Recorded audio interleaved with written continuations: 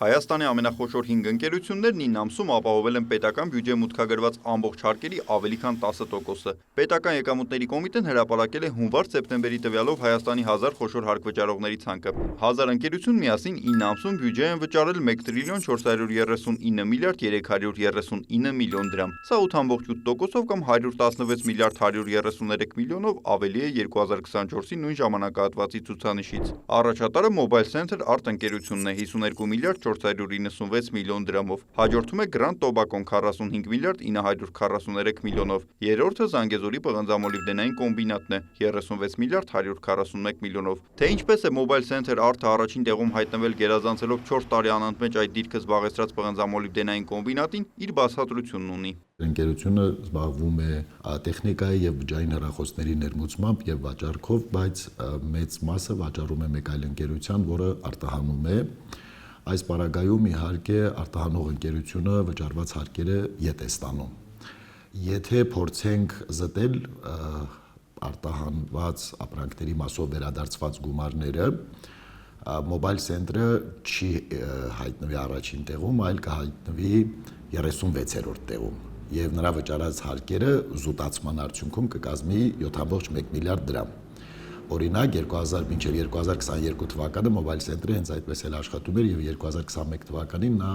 40-րդ հորիզոնականում էր։ Ինչ վերաբերում է Զանգեզուրի պղնձամոլիբդենային կոմբինատին, եթե այս տեմպերով ընթանա, ապա տարեվերջում դիրքերը կբարելավի, կարծում է Վրեժ Մխիթարյանը։ Պետ փոխնախագահն անդրադառնում է ցանկի ոլորտային բաշխվածությանը։ Ցանկում հիմնականում գերիշխում են մեծածախ մանրածախ առևտուրը, 1000 խոշոր հարկվճարողներից 389 հարկվճարող այս ոլորտին են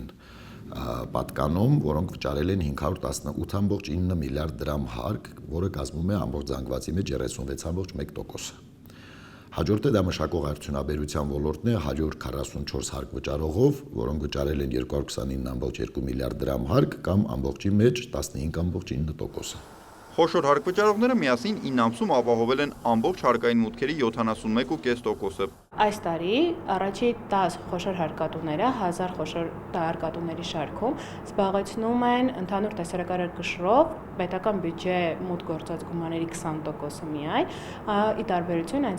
նախորդ տարվա նույն ժամանակահատվածի 24%-ի։ Հատկանշական է այն, որ երկու բանկային գործառույթներ իրականացնող կազմակերպություններ առաջի 10 հորիզոնականում են, որը իրենից ենթադրում է տնտեսական ակտիվության եւ շարժի գրավականը։ 1000 խոշոր ընկերություններից 831-ը մայրաքաղաք Երևանում են գրանցված։ Նրանց բաժին է ընկնում ընդհանուր մուտքերի 84.5%-ը։ Ցանկում տեսակարգաշիռը ավելի մեծ է այն կազմակերպությունների, որոնք հանդիսանում են ներկրող կամ ապրանք վաճառող կազմակերպություններ, բայց ոչ այնպիսին, քան արտադրողները, որը հենց պետական տնտեսական շահերի հետ կապված կարող է առաջանալ բախումներ, որովհետև տնտեսության զարգացվածության աստիճանը չափվում է նաև նրանով, թե արտադրողականությունը ինչքան է բարձրանում այդ տվյալ երկրի։ Եթե նախորդ տարվա 9 ամսվա տվյալով ցանկում հայտնվելու համար պետք էր վճարել առնվազն 233.3 միլիոն դրամ, այս տարի 1000-րդ տեղը զբաղեցրած ընկերությունը վճարել է 269.1 միլիոն դրամ։ 196 հարկվճարողներ նոր են հայտնվել ցանկում, որոնք վճարել են 103.9 միլիարդ դրամ հարկ։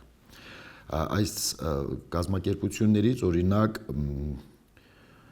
մանրամեծածախ առևտրի ոլորտում գործունեություն իրականացնողները 72-ն են, շինարարության ոլորտում 42-ն են, արտադրության ոլորտում 24-ը, տեղեկատվական տեխնոլոգիաների ոլորտում 12-ը։ Այսինքն սա նույն վկայում է այն վիճակի մասին, որ տնտեսությունում ակտիվ եւ դինամիկ շարժ կա բոլոր ուղղություններով։ 9 ամսում 1000 խոշոր հարկվճարողներին պետբյուջեից ավելացված արժեքի եւ ակցիզային հարկերի գծով վերադարձվել է 60 միլիարդ 444 միլիոն դրամ։ Նիկոլայ Ավետիսյան, Արման Թովմասյան, լուրեր։